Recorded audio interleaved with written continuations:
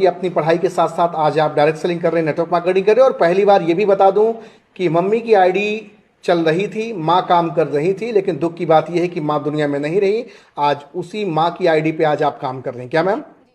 तो मैम अब आप बताइए कि ये काम अच्छा है तभी आप इस काम को कर रही माँ की आईडी पे? जी सर, मुझे ये काम बहुत अच्छा लगा था तो मैं इस काम को करने लगी। हाँ जी।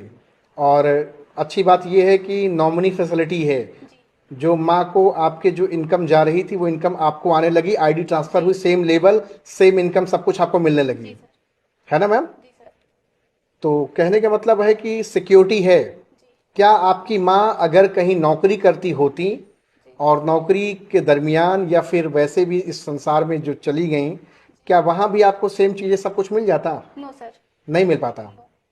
मतलब कहानी खत्म, सब कुछ खत्म। जी। क्योंकि लेकिन ये ऐसा कॉन्सेप्ट है कि इसमें हम अपने हर ड्रीम से पूरे कर सकते हैं। मैं और भी